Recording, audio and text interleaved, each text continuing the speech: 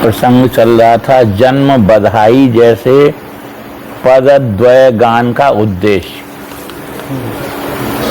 जन्म बधाई की तरह जो दिखाई देते हैं उन दो पदों का गान श्रीमन महाप्रभु पाद ने क्यों किया, तो उस पर विचार चल रहा था अलग अलग दृष्टियों से।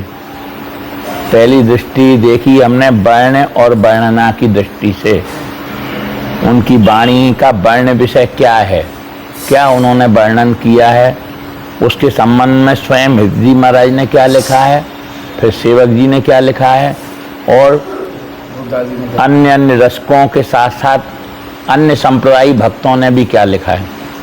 उस सब पे विचार किया तो ये निष्कर्ष निकला कि भाई किसी ने भी नहीं लिखा कि उन्होंने जन्म बधाई का गायन किया है। अब दूसरी दृष्टि आई ऐतिहासिक दृष्टि से, तो ऐतिहासिक दृष्टि से भी हम देख रहे हैं, अभी पूरी तरह से तो नहीं देखा है, देख रहे हैं तो हमको पाया कि 16वीं शताब्दी में बंचन जी महाराज ने ये दोनों उत्सव नहीं मनाए।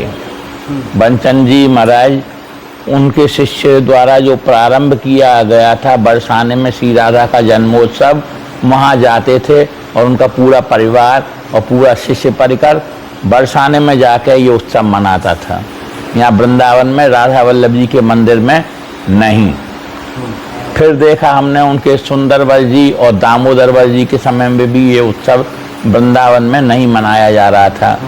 इसीलिए उनसे किसी ने शंका करते हुए जिज्ञासा की कि महाराज आपके मंदिर में ये उत्सव क्यों नहीं मनाए जाते, दोनों जन्माष्टमी और राधाष्टमी, आपके मंदिर में ये दोनों उत्सव आप क्यों नहीं मनाते। ये तो उत्सव पूरा कोई वृंदावन में ऐसा नहीं है जो उत्सव नहीं मनाता हो। इन दोनों उत्सवों को रात्रि में 12 बजे उनका जन्म होता है, अभिषेक होता है हर जगह हर मंदिर में, किंतु आपके यहाँ नहीं होता, इसका कारण क्या है। तो दामोदर वर जी ने उसका निराकरण किया कि भैया रे जन्माष्टमी जो है व्रत करते हैं सब अन्य अन्य संप्रदायी लोग, जो वैधि भक्त हैं वो करते हैं, उनके ऊपर ये मर्यादा है। और हमारे जो उपासक हैं, रस के जो उपासक हैं, वो तो सबसे अलग हैं। जे अनुरागी मधुर उपासक सबते न्यारे और बिरले कोटिक माज इन्हें पहचानन हारे। इन उपासकों को, रस के उपासकों को करोड़ों में से कोई एक पहचानने वाला होता है। उपासक कई उनके स्वरूप समझ में नहीं आता अन्य लोगों के। जे जन जुगल किशोर उपासक नित्य एक रस समय समय सेवा प्रकार में रहत कहत जस। जो जुगल किशोर के उपासक हैं वो उनकी अष्टयामी सेवा में लगे रहते हैं। अब रात में 12 बजे क्या करेंगे, अष्टयाम सेवा में क्या होता है, 12 बजे शयन हो जाती है, कोई सेवा तो रहती नहीं है अष्टयाम सेवा में कि रात को 12 बजे कहीं उठाने का वर्णन मिलता हो। तो इसलिए हमारे यहाँ ये उत्सव नहीं होते। ये रस के ये उत्सव कहते हैं, बोले वैस विरोधी हैं। हमारे यहाँ कौन सी वैस मानी गई है, नित्य किशोर वय। बार बार महाप्रभु लिखते हैं मुकुलित वय नव किशोर, कहीं नहीं लिखते कि वो बाल रूप में है। और ना उनकी वाणी में वो इस प्रकार के कोई चित्रण मिलते कि उन्होंने किसी भी प्रकार की कोई भी बाल लीला का, कहीं घुटरुवन खेल रहे हों, कहीं गोपाल जी के रूप में, कहीं अन्य के रूप में उन्होंने कोई भी चित्रण नहीं किया अपनी संपूर्ण वाणी में। तो बोले ये तो वैस विरोधी उत्सव हो गए। उनकी दृष्टि में क्या है, वो उनका उपासिका स्वरूप क्या है, यह नित्य किशोर कम, जो सदा नित्य किशोर रूप में ही विराजमान रहता है और रास विलास के अतिरिक्त और कुछ करता ही नहीं है। जैसी तरीबंश विलास रास जो तो जोड़ी अविचल राज, उसी के साथ में वो जोड़ी अविचल बनी रहती है और कोई बय आती नहीं है उसकी। और वो जब भी प्रकट होता है तब कैसे रूप में प्रकट होता है, सहज जोड़ी के रूप में। एरी माई सहज जोड़ी प्रकट भई।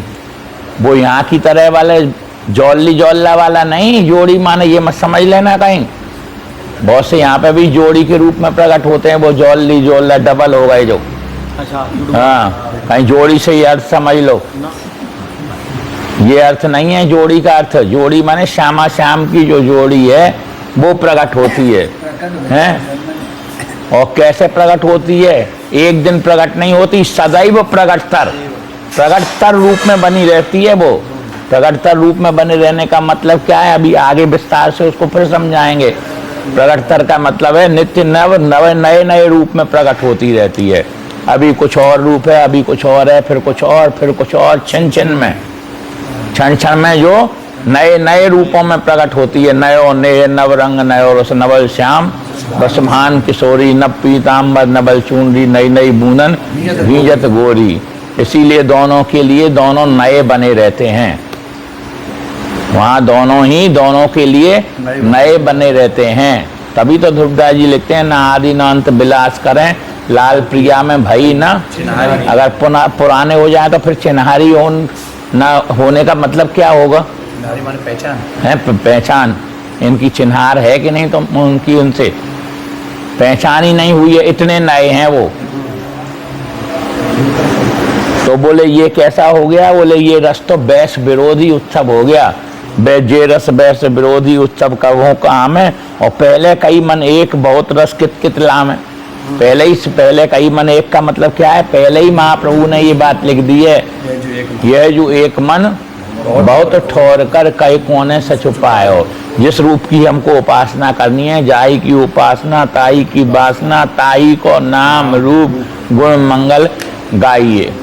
जिसकी उपासना करनी है उसी का नाम, उसी का रूप, उसी का गुणगान करना है। तो ये पहले ही महाप्रभु ने संकेत कर दिया था। और नित्य भावना इष्ट जामे लगे रहे निरंतर, ते वात्सल्य रस मन दिए इनते परे अंतर।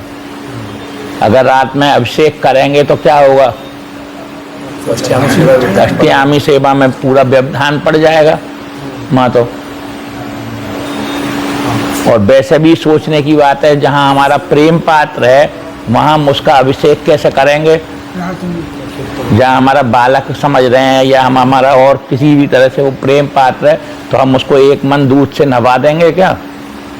एक मन दही से नहवा देंगे, नहवा के अभिषेक करेंगे क्या उसका? मर जाएगा कि वो जिंदा रहेगा? नहीं मर जाए तो हमारे कहना है। नहवा के देखो नवजात बालक को, दूध से मरेगा कि नहीं? उसी दिन तो जन्म हुआ है, जिस दिन जन्म हुआ है उसी दिन नहवा के देखो। हाँ, जिस दिन जन्म हुआ है उसी दिन नहवा के देखो। तो उस दृष्टि से भी गलत है। और ये तो फिर हमारे यहाँ से तो बिल्कुल ही अलग है। यहाँ तो कोई मतलब ही नहीं, बहस अलग होती नहीं है कोई दूसरी। तो जे रस बहस विरोधी नित्य भावना इष्ट जाम है लगे रहे निरंतर, ते वात्सल्य रस मन ही दिए। अभी तो नवाने की बात नहीं कर रहे, मन भी अगर जा रहा है हमारा तो बोले इससे परे अंतर, रस से अंतर पड़ जाएगा हमारा निश्चित रूप से। श्रीमद् भागवत कथा में क्या हो रहा था? नागरीदास जी जब सुन रहे थे भागवत कथा को, तो उसमें क्या बात आ रही थी? इतने में ही तो अंतर पड़ गया उनका। खाली इतने सुनने में ही अंतर पड़ गया। उन्होंने लिख दिया, बोले जिनके कर कमल प्रिया जी के चिबुक को सहराते हैं, तिनके कर क्यों गदहन पग शोभित। लाल जी के कर कोमल नहीं है? कितने कोमल हैं। मृदुताऊ छुवत देखत डरत है। जिनकी कोमलता को देख के मृदुता को भी डर लगता है। इतने कोमल हैं लाल जी और प्रिया जी दोनों के। जैसे प्रिया जी के कोमल हैं ऐसे लाल जी के भी हैं। तो उनके गधा के हाथ पकड़ में आएंगे तो कैसा लगेगा मदई? तो ये बड़े कोमल भावना वाले होते हैं रसिक। इनको नेक में ही अंतर पड़ जाता है। बार बार इसीलिए कहते हैं लीला अनेक न चित्त खटाई। अनेक प्रकार की। अब आजकल को जिनको खटा रहा है उनकी बात छोड़ो, पर उनके लिए तो नेक में ही अंतर पड़ जाता है। नेक भी सकामता आ गई, बोले ताते बिच अंतर पड़ो माई। गोपियों के नेक भी सकामता आ गई, कोई ज्यादा नहीं आई, थोड़ी आई। और अलौकिक कामना आई, कोई साधारण कामना नहीं थी, लौकिक कामना कामना नहीं थी। खाली एक मत्सुक आ गया, बस इतनी सी कामना आ गई। इतने में तो अंतर पड़ गया। तिन मन कछु सकामता आई, ताते बिच अंतर परो माई। तो ये कह रहे हैं कि ते वात्सल्य रस मन दिए, इनते पर अंतर। एक रस भावना महल टहल की साध है। एक रस कभी जिसमें व्यवधान नहीं आता, उस तरह से ये रसिक जन क्या करते हैं, महल टहल की भावना को साधने में सतत प्रयत्नशील बने रहते हैं, उसी में निरंतर लगे रहते हैं। यहाँ ते मन को काढ़ और रस क्यों मन बांधे, इस रस से मन को हटा करके और रस में क्यों मन बांधेंगे अपना। ये शांत भक्त जे आए तिन्हें विधिवत सब करने, वो उसका निषेध नहीं कर रहे हैं। जन्माष्टमी व्रत का पर कौन के लिए आवश्यक है, बोले शांत भक्त जो हैं, जो भगवान की उपासना करने वाले हैं, भगवत स्वरूप की उपासना करने वाले हैं, उनके लिए ये विधिवत पूर्वक करना अनिवार्य है। और जे रस वैस उपासक निष्ठा ते नहीं टरने, और जो नित्य किशोर वैस के उपासक हैं वो अपनी निष्ठा से कभी टलते नहीं हैं। तब तुझको संदेह गयो सब जानी मानी, जिस ब्राह्मण ने पूछा था, शंका की थी, उसका संदेह दामोदर वर जी की ये बात सुन करके दूर हो गया।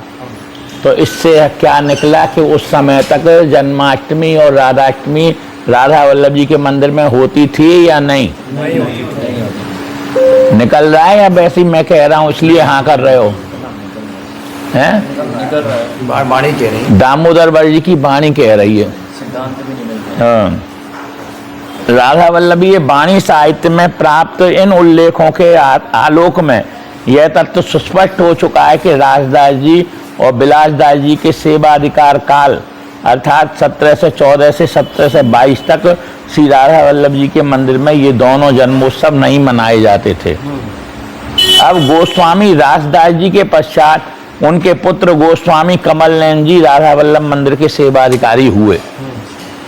क्रम समझ लो, पहले गोस्वामी हितरिवंश जी महाराज, उसके बाद गोस्वामी बंचन जी महाराज, उसके बाद सुंदरवर जी महाराज, उसके बाद दामोदर वर जी महाराज, दामोदर वर जी के बाद राजदास जी, और राजदास जी के बाद गोस्वामी कमल नयन जी। तो कमल नयन जी अधिकारी हुए। इनका सेवाधिकार काल विक्रम संवत 1722 से 1754 तक है। विक्रम संवत सन नहीं है, विक्रम संवत 1722 से लेकर 1754 तक ये गद्दी पर स्थित रहे कमल नयन जी।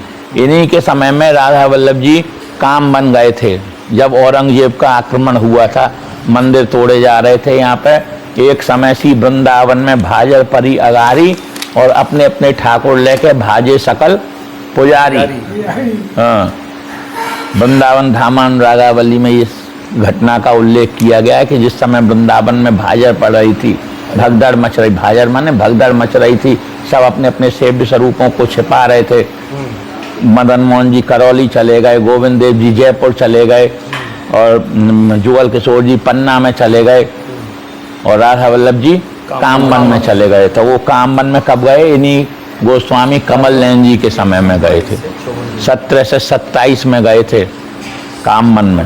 ये सब भी गए होंगे, सब गए थे, पर सेवाधिकारी का पूरा परिवार सब कामवन में चले गए। फिर उस समय 17 से 27 से 17 से 54 तक श्री राधा वल्लभ जी कामवन में विराजमान थे। 114 वर्ष तक कामवन में ही रहे हैं।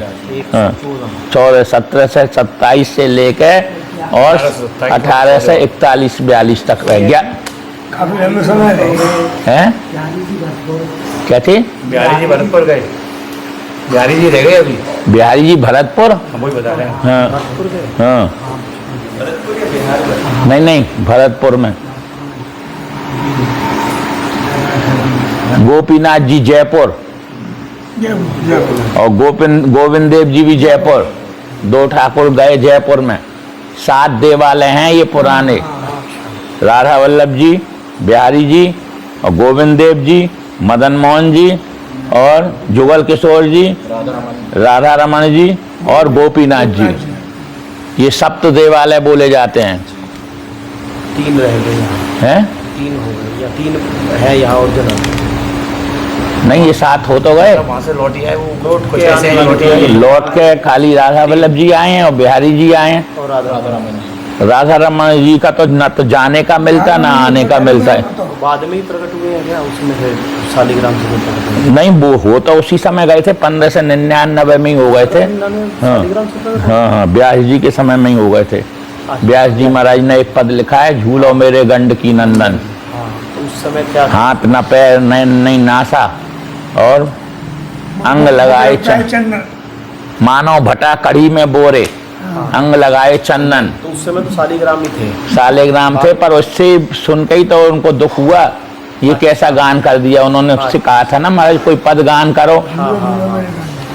उनसे गोपाल भट्ट जी ने कहा कि कुछ पद गान करो, तो उनने गान कर दिया। झूलो मेरे गंड की नंदन, झूले के दिन चल रहे थे।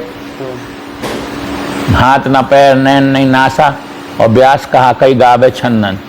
अरे कुछ हाथ हो चरण हो तो मैं कुछ गान करूंगा, अब इनका मैं क्या गान करूं। अरे तब उनको इस बात को सुनकर दुख हुआ, बस 1500 दुख ज्यादा विरह उनका बढ़ गया, तो राधा रमन जी प्रकट हो गए 1599 में।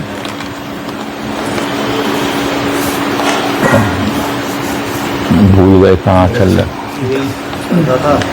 तो ये कमल नयन जी के समय में ही काम बन गए हैं राधा वल्लभ जी। कमल नयन जी प्रतिवर्ष बरसाने जाकर राधाष्टमी का उत्सव मनाया करते थे, और न तो यही उल्लेख मिलता है कि वो जाके बरसाने में मनाते थे, ना ये मिलता है कि नहीं मनाते थे। जैसे दामोदर वर जी का मिल रहा है, राजदास और बिलासदास जी का मिल रहा है तो कि बरसाने में जाके वो उत्सव मनाते थे। बंचन जी का मिल रहा है कि वो उत्सव मनाते थे सारे शिष्य परिकर को जोड़ के, और उनको इस तरह से कमल नयन जी का कोई इतिहास हमको देखने को नहीं मिल रहा है। अब निश्चित रूप से नहीं कहा जा सकता कि वो जाते थे वहाँ मनाने के लिए या नहीं जाते थे, वहाँ से तो वो काममन पहुँच गए ना, क्योंकि यहाँ से चले गए काममन। से जा रहे उस समय का कोई इतिहास लिखा नहीं गया, तो अब इसका कोई उल्लेख नहीं है। किंतु इन्हीं गोस्वामी कमल नयन जी के शिष्य अतिवल्लभ दास जी की वाणी में ऐसी पंक्तियां अवश्य मिलती हैं जिनमें इन दोनों उत्सवों को करने में सैद्धांतिक विरोध प्रकट किया गया है। कमल नयन जी के शिष्य हुए हैं एक अतिवल्लभ दास जी, उनकी वाणी में ऐसी पंक्तियां अवश्य मिलती हैं कि इन दोनों उत्सवों को करने में उन्होंने सैद्धांतिक विरोध की प्रकट किया है। अतिवल्लभ दास जी ने। तो अतिवल्लभ दास जी जब विरोध कर रहे हैं तो इसका मतलब है कोई गुरु जी से समर्थित बात है या नहीं है। इसका मतलब वो नहीं बनता था उससे। इसके मतलब यही हो गया, यद्यपि मिलता नहीं है कोई प्रमाण, किंतु ये कहना, ये अनुमान कर सकते हैं कि गुरु जी उनके संग में हैं अतिवल्लभ दास जी, क्योंकि कोई बात अपने मन से वो नहीं लिख सकते हैं। इस तरह की जो सांप्रदायिक सिद्धांत संबंधी बातें वो अपने मन से नहीं लिख सकते हैं। वो क्या लिख रहे हैं सुनो। अर्ध निशा प्रीतम जन्म यह जानत सब कोय, अभिषेकादिक ग्रंथ मत करत सयाने लोय। इसका तात्पर्य क्या हुआ, अर्ध निशा में ठाकुर जी का जन्म होता है, ये सब जानते हैं। अर्ध निशा प्रीतम जन्म यह जानत सब कोय, और उस प्रीतम के जन्म में क्या करते हैं, कृष्ण के जन्म में क्या करते हैं, अभिषेक आदि सब करके उत्सव, उनका उत्सव बहुत प्रकार से मनाते हैं। सयाने लोग माने बड़े बड़े लोग। हितजू मत यह रीत नहीं, किंतु हितजी के मत में, हितजी की उपासना में, मत माने उपासना में ये रीति नहीं है। ताको यह विचार भाव भावना सो मिले नित्य कृत्य अनुसार। वहाँ पे क्या है, भाव भावना से बात मिली रहनी चाहिए। जो नित्य कृत्य चल रहा है उनका, इस समय मंगला है, इस समय श्रृंगार है, इस समय राजभोग है, इस समय फिर उत्थापन है, फिर संध्या है, फिर अष्टयामी सेवा का किसी प्रकार का व्यवधान नहीं पड़ना चाहिए। जिस समय प्रियालाल सो रहे हैं तो मैं उठा, चलो चलो उठो, ऐसा नहीं हो सकता है। न रास करने के लिए उठाते हैं यहाँ पे, और न जन्म के लिए उठाते हैं। रास करने के भी लिए नहीं उठाते हैं, जहाँ बहुत जगह उठा देते होंगे, अब मैं कहाँ उसका पता नहीं, जहाँ भी उठाते हों। और न जन्म के लिए यहाँ उठाया जाता था। तो भाव भावना सो मिले नित्य कृत्य अनुसार। अष्ट पहर सठ ऋतुनुयुत युगल रूप को ध्यान। 8 प्रहर और 6 ऋतुओं में, छोड़ नहीं रहे किसी दिन को भी। 8 पहर और 6 ऋतु में कौन का ध्यान रहता है, युगल रूप को ध्यान। अविच्छिन्न श्रृंगार रस बसत सदा सावधान। यहाँ पे अविच्छिन्न जो श्रृंगार रस है वो निरंतर निवास करता है। युगल रूप की भावना बाल भाव क्यों होए। जब युगल रूप की भावना करोगे तो माँ गोपाल जी की भावना कैसे होगी, घुटरुवन चलने वाले की या जन्म वाले की। 16 साल के हैं, वो तो 16 साल के हैं। युगल रूप की भावना बाल भाव क्यों हो, रस विरुद्ध उपजता हीन भावना सोए। ये विरुद्ध रस वाली बात हो जाएगी, यहाँ पे तो हीन भावना आ जाएगी। बाल भावना को करे जुगल भावना छाड़, तहाँ अपन में भाव को कहो रसिक मोहताड़। कह रहे हैं अगर मैंने कोई बात ये गलत लिखी हो कि बाल भावना को जुगल भावना को छोड़ के बाल भावना करी जाए या वो सही है, तो मुझे आप ताड़ना देना। यानी मैंने कोई गलत बात नहीं की है। भाव भावना नहीं छूटे, नित्य कृत्य समतूल, हित पद्धति उत्सव सकल उज्ज्वल रस अनुकूल। भाव भावना छूटनी नहीं चाहिए। जैसी हम भाव भावना कर रहे हैं कि अब मंगला हो रही है, प्रियालाल आ रहे हैं वन विहार करते हुए, अब सुल्तान की छवि हो रही है, अब श्रृंगार करके बैठे हैं, अब जो है वन विहार चल रहा है, मध्याह्न कालीन अब राजभोग के लिए आ रहे हैं, फिर उत्थापन में सहचरियाँ उनको उठा रही हैं, फिर उसके बाद में नित्य रास हो रहा है उनका, और फिर शयन हो जाती है। ये जो भाव भावना है ये छूटनी नहीं चाहिए। भाव भावना नहीं छूटे, नित्य कृत्य समतूल, हित पद्धति उत्सव सकल उज्ज्वल रस अनुकूल। हित पद्धति में इसी प्रकार के उत्सव होते हैं। अर्ध निशा क्यों करे बने भाव भावना नित्य। अगर अर्ध निशा में उनको जगा करके अभिषेक कराएंगे तो ये भाव भावना नहीं बनेगी, टूट जाएगी। अर्ध निशा क्यों करे बने भाव भावना नित्य, क्योंकि उस समय वो क्या कर रहे हैं, प्रीतम प्रिय समान दो लपट रहे मिल चित्त। क्योंकि प्रियालाल दोनों मिल करके सैया भवन में पौड़े हुए हैं उस समय। तो अगर दूल्हे दुल्हनी को तुम रात में उठा दो 12 बजे तो कैसा, यहाँ के संसार के भी विरुद्ध बात है। ये तो रसकों की तो बात ही छोड़ो, ये तो यहाँ के विरुद्ध है। जन्मोत्सव हु नित्य बाल भाव के भाव कहे, किंतु वो विरोध भी नहीं कर रहे हैं। भैया अगर वो बाल भाव के भावक हैं उनके लिए होगा नित्य, हम इसमें कोई अपनी बात कुछ नहीं कहते, ना उनको मना करते। अगर तुमको मनाना है तो तुम मनाओ। महाप्रभु की तो यही शैली है, रहो को काहू, अगर आपका भाव बैठ रहा हो तो मनाते रहो। जन्मोत्सव हु नित्य बाल भाव के भाव कहे, ते सेवा उदय चित्त निज गुरु पद्धति रीति सो। जैसा उनके गुरु ने बताया हो उसी प्रकार की रीति से उसका सेवन करो। ये अति वल्लभ दास जी की वाणी आपने सुनी। गोस्वामी कमल नयन जी के दत्तक पुत्र गोस्वामी ब्रजलाल जी के सेवा अधिकार काल में अर्थात 1754 में भी ऐसे प्रमाण मिलते हैं कि राधा वल्लभी रसिक जन बरसाने जाकर ही राधा अष्टमी का उत्सव मनाते थे। कमल नयन जी के बाद अधिकारी कौन हुए, ब्रजलाल जी महाराज। ब्रजलाल जी के समय में भी ऐसे ही प्रमाण मिलते हैं कि उस समय के जो रसिक जन थे वो बरसाने में जाकर ये प्रिया जी का जन्मोत्सव मनाते थे, जो कि बंचन जी के समय से ही मनता चला आ रहा था। कहाँ से? नागरी दास जी के समय से। से ही कामवन से। अरे ये तो कामवन से ही जाएंगे ना, 1754 से। तो ब्रजलाल जी तो कामवन में थे ना, कामवन से जाते, कामवन से जाते होंगे। गोस्वामी कुंजलाल जी के शिष्य जय कृष्णदास जी एवं जुगलदास जी, ये दोनों ही सुहृद सजाती जनों के साथ बरसाने जाकर बड़े धूमधाम से जन्मोत्सव करते थे। जय कृष्णदास जी ने तो स्वयं ही 1760 में रचित हितकुल शाखा में हितोत्सव मनाने की भांति बरसाने जाकर श्री राधा जन्मोत्सव मनाने का उल्लेख किया है। सुनो, अब भूमि आपनी प्रगटे जहाँ, मेरो मन कछु अटक्यो तहाँ, महा महोत्सव बरन सुनाऊं, श्री गुरु जन्म बधाई गाऊं, नाम कहो फल लहो प्रसादई, जन्म जन्म गाऊं सी बादई। ये तो हित जी के जन्मोत्सव का वर्णन हुआ। अब कह रहे हैं अरुपुनि जुगल अष्टमी भादों, जुगल सुख संपत्ति दंपति दधिकादो। दोनों जो अष्टमी होती हैं भादों में, श्री बरसाने की भूमि सुहाई और श्री प्रिया जन्मदिन बजत बधाई। प्रिया जी के जन्मोत्सव पे वहाँ बधाई बजती है। वह प्रसन्न धन खर्चों हितसों, मैं भी प्रसन्नता के साथ उस जन्मोत्सव में पैसा खर्च करूं, रुपया खर्च करूं। सुहृद सजाती संगई सुचितों, सुहृद सजाती जो क्योंकि सब जाते हैं तो मैं भी जाकर वहाँ पे सेवा करूं, ऐसी भावना कर रहे हैं। कौन? जय कृष्णदास जी। कब कर रहे हैं? विक्रम संवत 1760 में, जिस समय के ब्रजलाल जी इसके यहाँ के अधिकारी थे, राधा वल्लभ जी के मंदिर के कामवन में।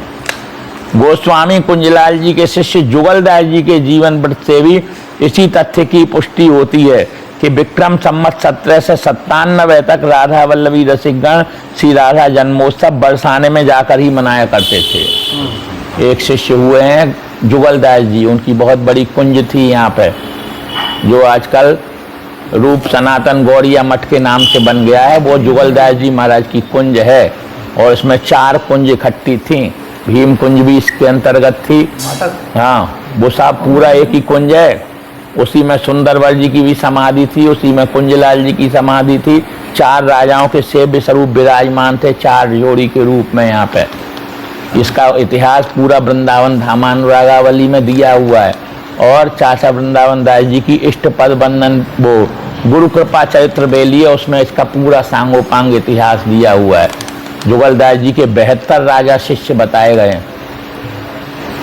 इतने प्रभावशाली थे जुगलदास जी उस समय। जुगलदास जी कौन है?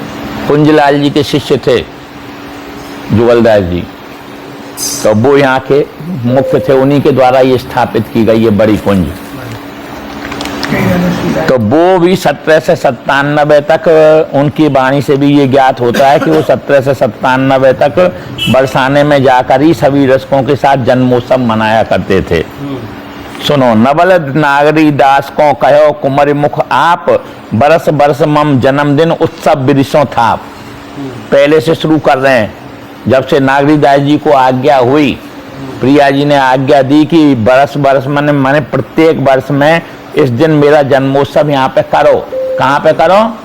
बरसाने में। सो आज्ञा पालन करी बिरिसों रचो बनाए, पुण्य अभिलाषा मन भई उत्सव वर्धन चाहे। जुगलदास जी को और आज्ञा हुई कि तुम उत्सव का और बृहद रूप बनाओ उसका। हाँ, गान संत सम्मान को कियो बहुत विस्तार। तो वो यहाँ से पूरा समाज को इकट्ठा करके सबको ले जाते थे। और पद्धति भानुजा कुमार की दीनी अपार, जुगल नागरी दास को दर्शत एकत भाव। ऐसा लगता था कि फिर से नागरी दास जी आ गए हैं। जो नागरी दास जी ने उत्सव शुरू किया था, जुगलदास जी ने उस उत्सव को इतना विस्तार प्रदान किया कि ऐसा लगने लग गया कि फिर से नागरी दास जी आके उत्सव मना रहे हैं यहाँ पे। जुगल नागरी दास को, जुगल माने जुगलदास और नागरी दास को दर्शत एकत भाव, कीरत जात नामरत याते परत लखाव। ब्रजवासी बल्लभ जिन्हें अंतरगाढ़ी प्रीत, और परिकर गण पूजत मिलत यह पूरब प्रतीत। ब्रजवासियों को वो इस तरह से पूजन करते थे, ऐसा समझते थे ये ठाकुर जी और प्रिया जी के परिकर ही हैं जुगलदास जी। लावत द्रव्य उपाय कुमर जन्म मंगल सुहित, और चलत समाज बनाए प्रेम सहित खर्चत सुबित। बहुत सा रुपया पैसा लाते थे, उनको लाते क्या, राजा शिष्य थे उनके सारे के सारे। तो उनको अनेक प्रकार से सबको सोच संपत्ति इकट्ठी करके वहाँ पे बरसाने में उत्सव करते थे। बरसाने नर नार आगम सुन हर्षत सब है। बरसाने के जितने भी ब्रजवासी गण थे और नर नारियाँ जितने भी थे, जो सुनते थे कि जुगलदास जी आए हैं, आ रहे हैं जुगलदास जी अपना समाज लेकर, तो उनके मन में इतना अधिक हर्ष होता था। बोले भेंटत भुजा पसार भान पौर पहुंचत जब। वहाँ के गोस्वामी गण, वहाँ के ब्रजवासी गण जैसे ही जुगलदास जी आए, अरे आओ जुगलदास जी महाराज, बड़े दिन में आए, 1 साल में एक बार ही तो तुम आते हो, ऐसा कह के उनका बड़ा सम्मान करते थे। मंदिर जाए कुमार पद परसें, देखत ब्रजजन सब ही हर्षें। मंदिर जाके वो प्रणाम करते थे, जिनको देखते ही सारे ब्रजवासी गण बड़े प्रसन्न हो जाते थे। गावत बधाई भान लली की, देखत आवन गली गली की। और जब वो प्रिया जी की बधाई का खुद गायन करते थे, समाज गायन वो खुद ही करते थे जुगलदास जी, तो जब वो समाज गायन करते थे तो गली गली से भीड़ उमड़ उठती थी। आए वृषभान गोप के द्वार, यों कई विवश होत रिजबार। बधाई में क्या करते थे, वो इसी पद का गान करते थे पहले सबसे, चलो वृषभान गोप के द्वार, जिसकी अभी चर्चा चल रही है। और यों कई विवश होत रिजबार, आज बधाई है बरसाने, गावत आए प्रेम सरसाने। एक व्यास जी का पद है, आज बधाई है बरसाने, उसका गान करते थे। हो आयो रानी मांगनो, भुजा पसार देत सुगनो। एक किशोरीदास जी का पद है, रानी मांगनो हो आयो, किशोरीदास को निर्भय करके ब्रज राखो ब्रजरानी। ये जो पद है इसका भी गान करते थे। ओढ़ ओढ़नी भींजत भाई, लोचन आनंद बार चुचाए। ढाड़ी ढाड़न का भी नृत्य होता था वहाँ पर। ओढ़नी भीजत भाई, और उनके लोचनों से आनंद अश्रु की वर्षा होती रहती थी। शोधुन मिल पर्वत गुंजर है, वो उस पर्वत पे, पर्वत कौन सा जिस पे मंदिर बना हुआ है, वो पर्वत पे, पूरे पर्वत पे ध्वनि गुंजार होती थी। तब को सुख कछु कहत न परे, उस समय का सुख मेरे कहने में नहीं आ रहा है। संत महंत जाएं जो जहां, अति सम्मान सवन को तहां। बड़े बड़े संत और महंत इकट्ठे होते थे, उनका सम्मान होता था। श्री राधा के जन्मदिन प्रमुदित नाना भाई, और जुगलदास अति प्रीतों उत्सव करत बनाए। जुगलदास जी महाराज ये प्रिया जी के जन्मोत्सव पे जो नागरीदास जी ने शुरू किया था, उसको बहुत विस्तार का रूप दिया इन्होंने। जो भी आ जाता था, संत महंत, किसी भी संप्रदाय का हो चाहे किसका भी हो, सबको बड़े आदर पूर्वक वहाँ सम्मान मिलता था। ये लिखा है चाचा वृंदावन दास जी ने गुरु कृपा चरित्र बेली में। ये जो अभी सुनाए, अभी जो ये छंद सुनाए, एक चाचा वृंदावन दास जी ने, मैं बता रहा था ना कि चाचा वृंदावन दास जी ने गुरु कृपा चरित्र बेली लिखी है, उसमें ये जुगलदास जी का चरित्र विस्तार के साथ लिखा है। ये तो कुछ पंक्ति खाली आपको देखने को मिली हैं। अब सुधर, इससे क्या निश्चित हुआ कि 17 से 97 तक, और वो कब तक रहे हैं? 17 से 97 तक रहे हैं वो जुगलदास जी। तो 17 से 97 तक वो अपना वहीं उत्सव मनाते थे बरसाने में। यहाँ नहीं होता था, इससे भी क्या निकल रहा है, यहाँ होता तो यहाँ बंद करके नहीं जाते। अब सुधर्म बोधनी आती है, उसका रचना काल है 1842।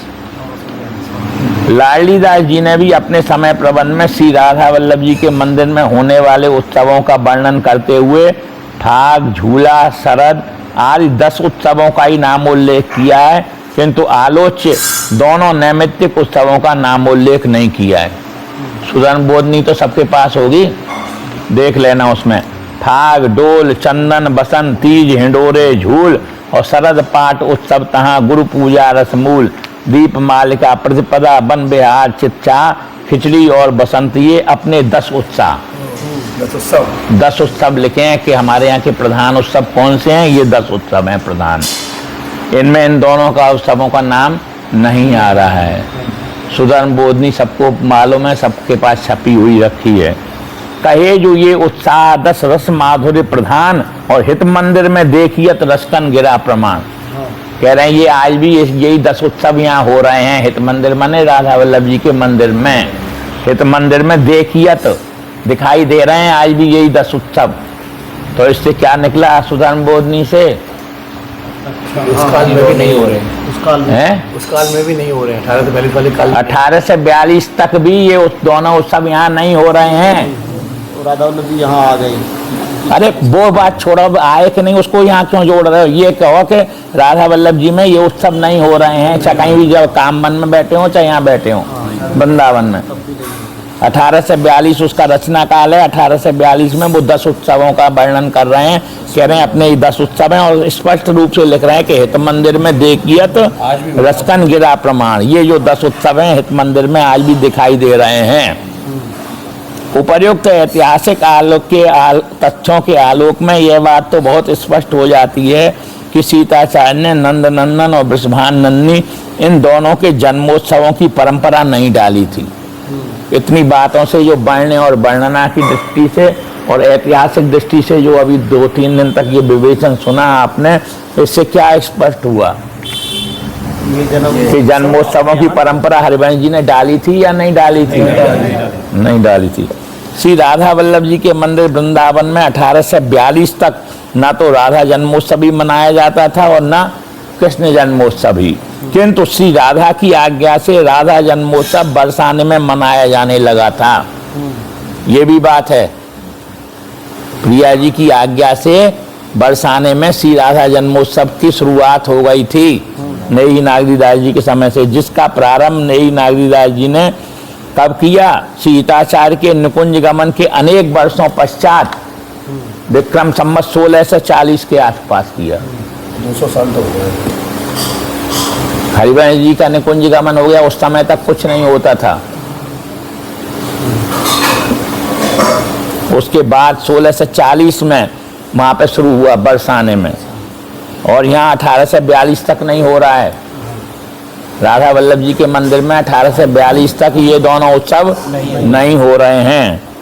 नागरीदास जी के गुरुवर गोस्वामी बंचन जी के समय से ही सभी राधा वल्लभी रसिक समाज, संत महंत और गोस्वामी गण बरसाने जाकर ही उस उत्सव को मनाता था, वृंदावन में नहीं। श्री राधा वल्लभ मंदिर वृंदावन में इन उत्सवों को मनाने का क्रम कब से प्रारंभ हुआ है, यह निश्चित रूप से अभी नहीं कहा जा सकता। अभी ऐसे प्रमाण नहीं मिले 1842 के बाद के कि जिनसे कह सकें कि 42 के बाद भी मनता था या नहीं मनता था, कब शुरू हुआ? ये अभी नहीं कहा जा सकता। जितने प्रमाण मिले हैं वो आपके सामने हैं। आज नहीं कह रहे हैं कि आगे भी नहीं हैं? आज नहीं कह रहे हैं कि कल अगर मिल रहा है प्रमाण तो कहना पड़ेगा ना। आगे वाणी और आगे भी अभी कहाँ बता रहे हैं। तो बता देते ना। सीताचार्य ने न तो ब्रजावतरित रूप को ही अपना उपास्य बनाया है और न कभी उनके जन्मोत्सव भी मनाए हैं। ये तो निश्चित हो गया ना। न तो उनको उस रूप को ही उपास्य बनाया है और न जन्मोत्सव मनाए हैं। यह उपर्युक्त पंक्तियों में यह तथ्य निर्भ्रांततः स्पष्ट हो जाने पर यह प्रश्न अब सहज ही उठता है कि फिर उन्होंने आनंद आज नंद के द्वार तथा चलो वृषभान गोप के द्वार इन दो पदों की रचना किस उद्देश्य से की है। प्रश्न फिर शुरू हो गया। अरे भैया, न तो उत्सव मनाए हैं, न उस रूप को उपास्य बताया है, फिर इन पदों की क्यों रचना करी है। प्रश्न समीचीन है, ठीक है प्रश्न मतलब, किंतु इस प्रश्न का उत्तर भी सीताचार्य ने इन्हीं पदों में स्वयं ही स्फुट शब्दों में उल्लिखित कर दिया है। उत्तर भी इन्हीं पदों में उसका कह रहे हैं। अवतारी और परात्पर रूप की सिद्धि हेतु उनको अवतारी रूप बताना था और परात्पर रूप बताना था कि कौन है अवतारी रूप और कौन है परात्पर स्वरूप। श्री कृष्ण भक्ति संप्रदायों की उपासनाओं का आधार ग्रंथ किंबा प्रमाण ग्रंथ श्रीमद् भागवत है। जितनी भी कृष्ण उपासनाएं उनका आधारभूत ग्रंथ कौन सा है? श्रीमद् भागवत है। ऐसी सार्वजनीन मान्यता है, इसको प्रमाण देके बताने की आवश्यकता नहीं है। श्रीमद् भागवत प्रमाण ममलम, ये चारों संप्रदायों को स्वीकार है। सीताचार्य के आविर्भाव से पूर्व सभी आचार्यों की ऐसी मान्यता थी कि श्रीमद् भागवत वर्णित श्री कृष्ण क्षीर सागर साई उन नारायण के अवतार हैं जो कि चतुर्भुजी हैं और जिनके हस्तकमल में शंख चक्र गदा और पद्म सुशोभित हैं, सिर पर किरीट और कानों में कुंडल सुशोभित हैं। देवकी के उदर से प्रकट होते समय उन्होंने इसी रूप के दर्शन भी दिए थे। नारायण ने दुष्टों का वध करने के उद्देश्य से अवतार लिया था, वह कार्य श्री कृष्ण के रूप में पूरा भी हुआ। श्रीमद् भागवत के अनुसार क्या सिद्ध हो रहा है कि नारायण का ही अवतार हुआ देवकी के गर्भ से। गलत तो नहीं बोल रहे हैं महाराज जी? जोड़ीदास जी को ज्यादा ज्ञान है, उनसे पूछो पहले। भागवत के अनुसार ठीक है या वैसे ही लिख दिया है ये? हैं? ठीक है। क्षीर सागर जब वो धरती पे अत्याचार होने लगे कंस के, तब पृथ्वी सबके देवताओं को संग में लेकर माँ गई क्षीर सागर में, महाराज जब मैं रसातल में चली जाऊंगी रक्षा करो मेरी। तब ठाकुर जी ने कहा चिंता मत करो, हम आएंगे अब द्वापरांत काल में। ये श्रीमद् भागवत के अनुसार बोल रहा हूं मैं, और उसको चारों संप्रदाय मानती है। श्रीमद् भागवत में जहाँ पर नंद नंदन श्री कृष्ण के द्वारा असुरवध, दावानलपान, काली मर्दन तथा गोवर्धन धारण जैसी अद्भुत और अलौकिक लीलाएं करने का वर्णन है, वहीं पर ब्रजगोपियों के साथ कालिंदी कुल की कलित कुंजों में महामधुर श्रृंगार केली तथा महारास लीला का भी स्फुट वर्णन है, जो कि सुनिश्चित रूप से श्री राधा बंसी मोर मुकुटधारी बंसी स्वरूप पर ही आधारित है। जहाँ श्रीमद् भागवत में और लीलाओं का वर्णन है, वहाँ पर महारास का भी वर्णन है। और महारास लीला में कौन कौन प्रमुख हैं? गोपियाँ, बंसी, मोर मुकुटधारी बंसी स्वरूप, श्री कृष्ण के द्वारा की गई गोवर्धन धारण और असुरवध जैसी लीलाएं उनके मूलभूत स्वरूप नारायण रूप की ओर तो संकेत कर देती हैं, किंतु बंसी पर आधारित महारास आदि लीलाएं किस रहस्य रूप ने की हैं, इसका उद्घाटन किसी ने नहीं किया है।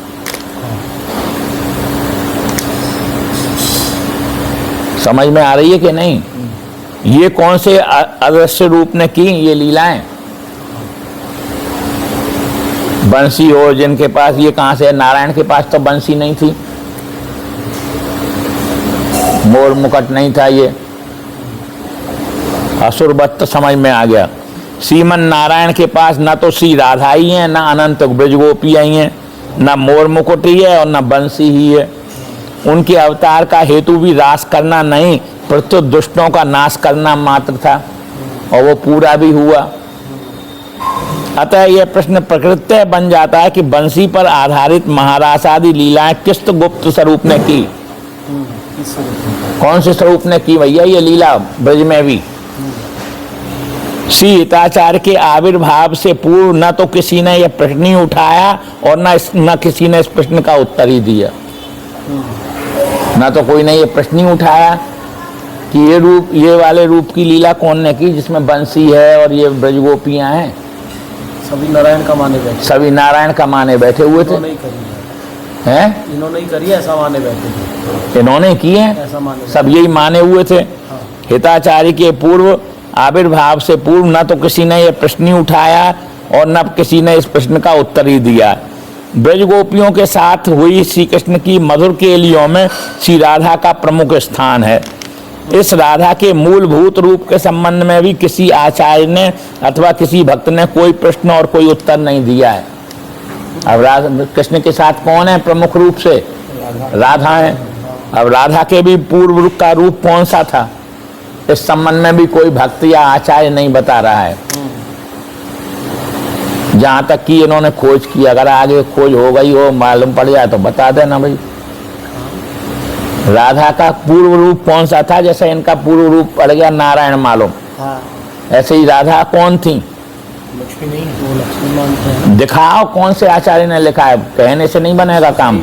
तो नारायण मानेंगे तो लक्ष्मी नहीं मानेंगे तो अरे हाँ, तो यही तो कह रहा हूँ, लिखा हुआ दिखाओ। जवानी जमा खर्च का कोई मतलब नहीं है, लिखा हुआ दिखाना पड़ेगा।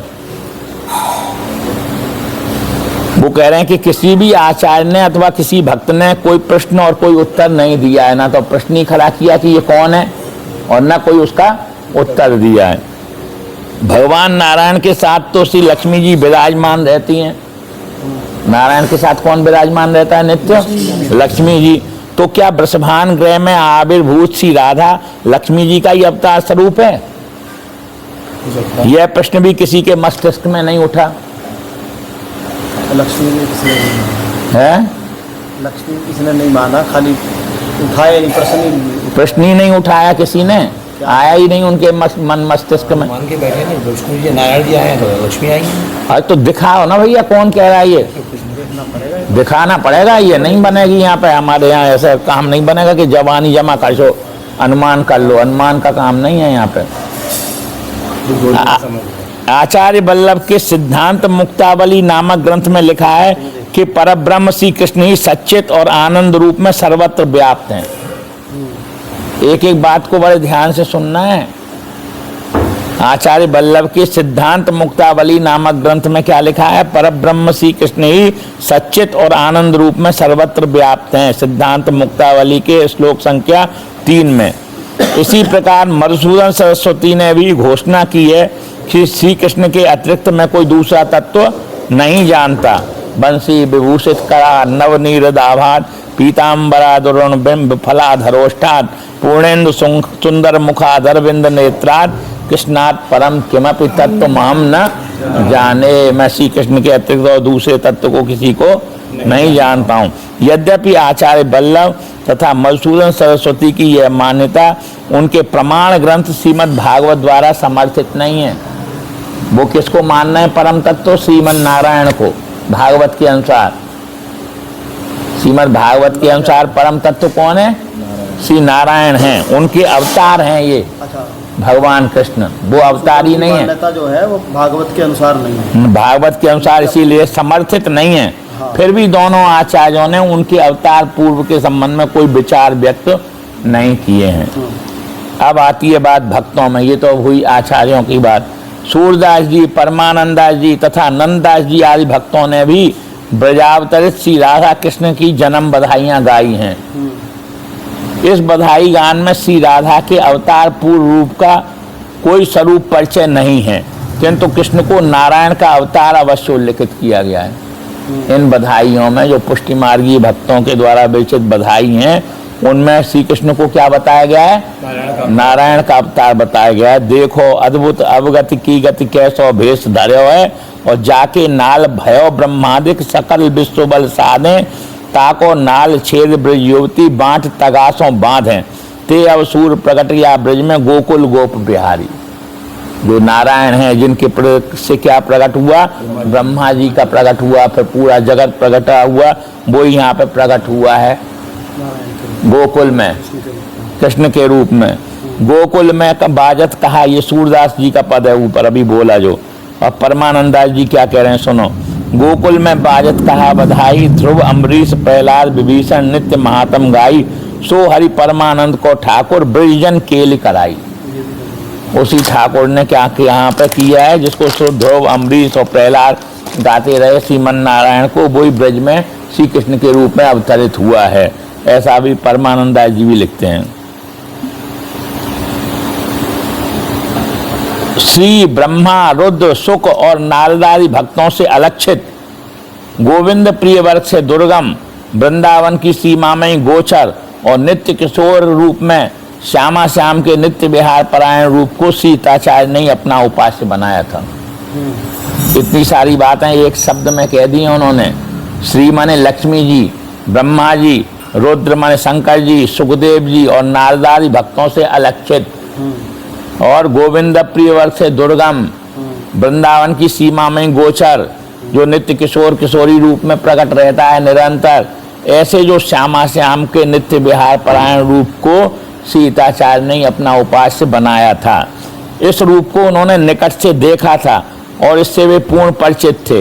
उन्होंने देखा कि लोकावतरित जुगल अर्थात नंदनंदन और ब्रह्मानंदनी रूप उस नित्य विहार परायण श्यामा श्याम किंबा लाल ललना से बहुत कुछ साम्य रखता है। उनने कौन को देखा? पहले तो नित्य विहारी स्वरूप को देखा। वो मोर मुकुट लगाए हुए हैं, बंसी धारण करते हैं, पीतांबर पहनते हैं। फिर देखा कि बोले वो जो ब्रह्मानंदनी रूप है और जो नंदनंदन रूप है वो इनसे मिलता है। अवतरित रूप है जो अवतरित रूप है, जो अवतरित रूप है वो कौन से मिलता है? नित्य विहारी श्यामा श्याम से मिलता है। श्रीमद् भागवत वर्णित ब्रजलीला नायक श्री कृष्ण का बंसी वादन तत्पर त्रिभंगी श्याम स्वरूप नित्य किशोर रसिक बल लाल से मिलता जुलता है, मिलता जुलता है। भगवान विष्णु का रूप नहीं मिल रहा है, उनके तो 4 भुजाएं हैं। इसी प्रकार ब्रह्मानंदनी श्री राधा का नीलांबर विभूषिता गौरांगी बपू रसमूर्ति स्वामी श्री राधा से मिलता जुलता है। अतः सीताचार्य ने सर्वप्रथम यह घोषणा कर दी कि नंदालय में अनन्य दासों के रस भजन हेतु रसिकवल लाल जी ही प्रकट हुए हैं।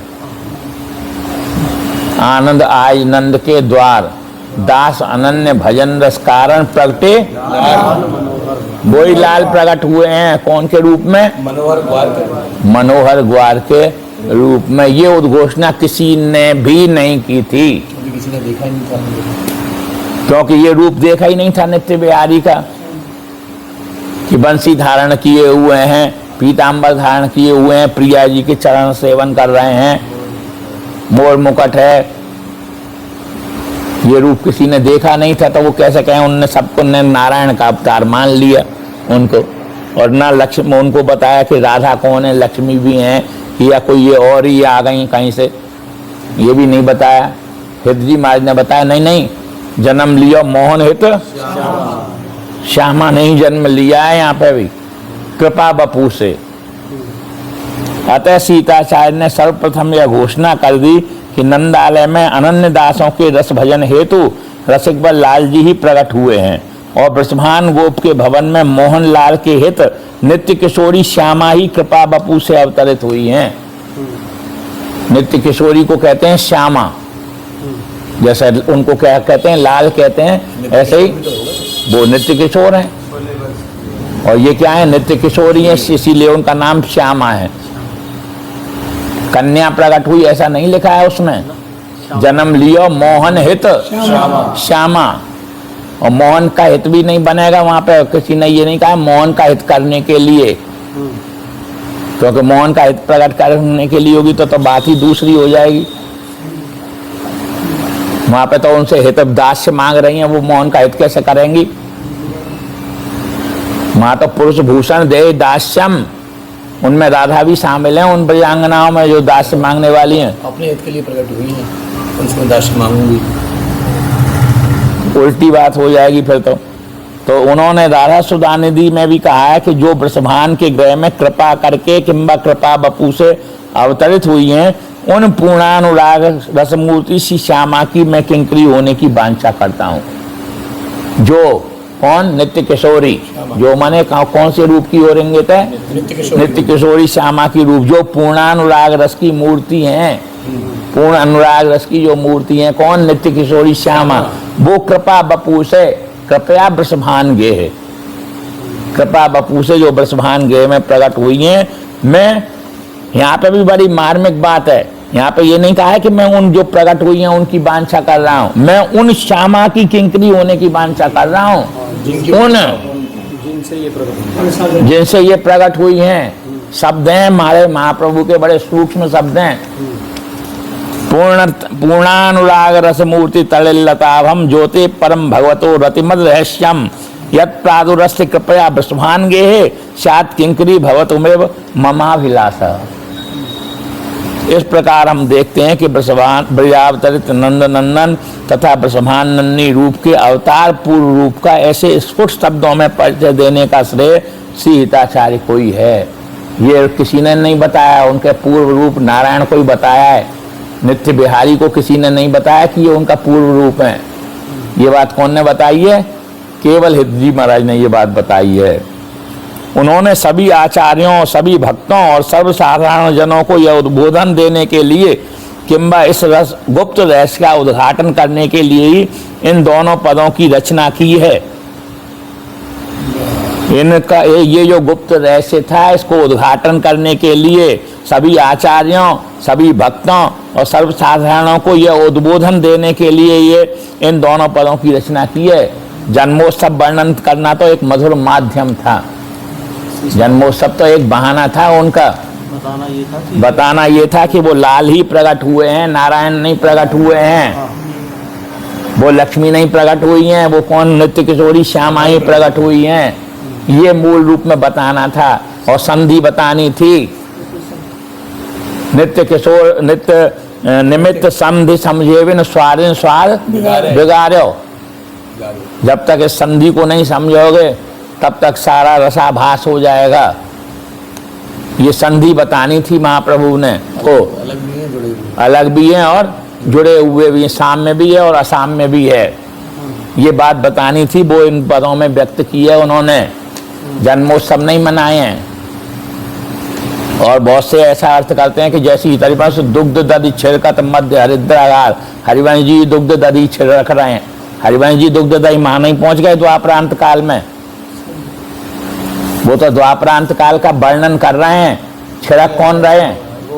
गोपी और गोप छिड़क रहे हैं। वो हरिवंश दुग्ध दधि छिड़कत नहीं है। जो भी आगे लीला हुई है वो लीला वर्णन कर रहे हैं। वर्णन कर रहे हैं जैसे एक युद्ध का कोई वर्णन करता है, कभी कोई उस लीला का अंग नहीं होता है। कवि जो है युद्ध का वर्णन, कितने ऐसे ग्रंथ हैं जिसमें राजाओं के युद्ध का वर्णन किया है, किंतु वो उस लीला के ना कोई युद्ध के कोई सैनिक हैं, ना राजा के कोई और पार्षद हैं। वो एक वर्णन कर रहे हैं बस खाली उसका। इस तरह से महाप्रभु ने ये वर्णन का एक मधुर माध्यम मात्र था, पर बताना क्या था उनको? नित्य और निमित्त की संधि। ये प्रकट हुए हैं, लालजू ही प्रकट हुए हैं नंद नंदन के रूप में, और नित्य किशोरी श्यामा ही प्रकट हुई हैं वृषभान नंदिनी के रूप में। अब थोड़ी थोड़ी समझ में बैठ रही है या नहीं बैठ रही है, ये बताओ। आलोच्य पद के द्वारा सीताचार्य ने यह भी उद्बोधन दिया कि नंद नंदन वृषभान भवन में प्रकट जुगल स्वरूप पूर्ण प्रेम किंबा रस रूप नहीं है।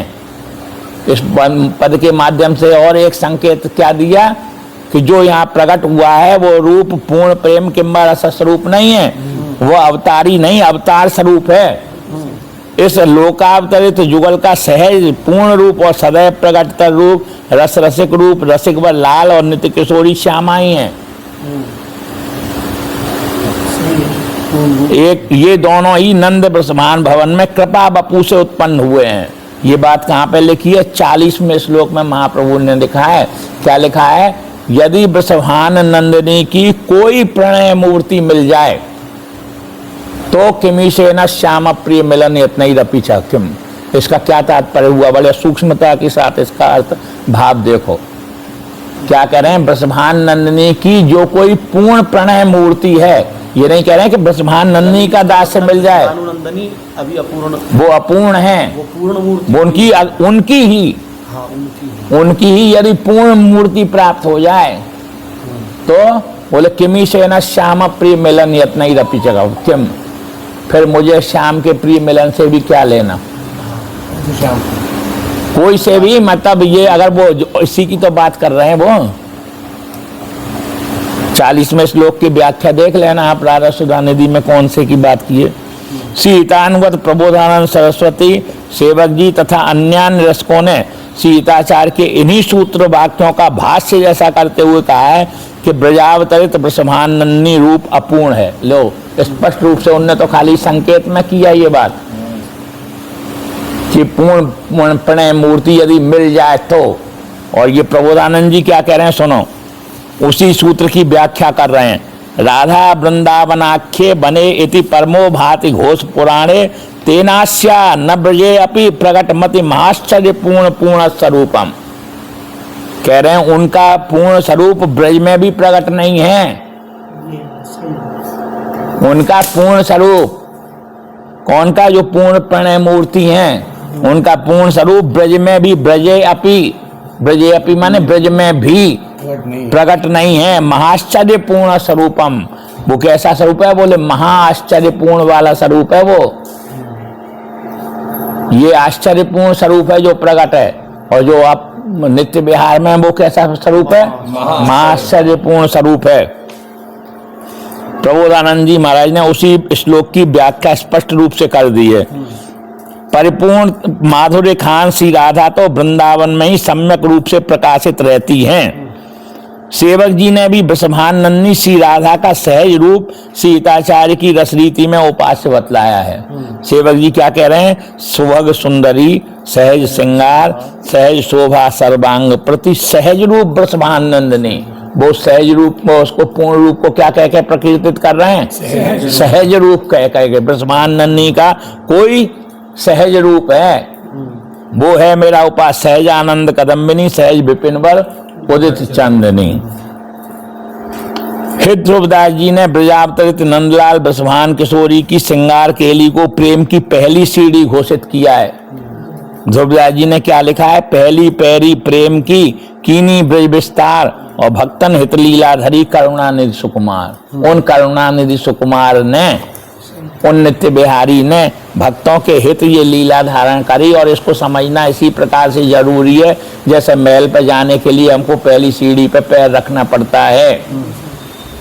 पहली पैरी, पैरी माने ये सिद्धि, पहली पैरी प्रेम की कीनी ब्रज विस्तार और भक्तन हित लीलाधरी करुणानिधि सुकुमार। इस घोषणा से इन्होंने भी ब्रज परिकर से दुर्लक्ष्य रूप कोई नित्य पूर्ण अवतारी किंबा प्रकाशी रूप सिद्ध किया है। इससे भी क्या सिद्ध किया ध्रुवदास जी महाराज ने? कि वो ब्रज परिकर से भी दुर्लक्ष्य है। जो उपास है हमारा, वो कौन से दुर्लभ है? ब्रज परिकर से। इसीलिए रोज ब्याहवले में गान होता है, गोप गोपिन आदि दुर्लभ ते सुखई दिन प्रतिलहें। ये जो ब्रसभान नंदिनी रूप है या श्री कृष्ण रूप है, ये गोप गोपियों से दुर्लभ नहीं है। और जो रूप रसकों का उपास है वो गोप गोपियों से दुर्लभ है। आज इतनी चर्चा करेंगे। अभी पूर्ण नहीं हुआ है ये प्रसंग, फिर कल चर्चा होगी।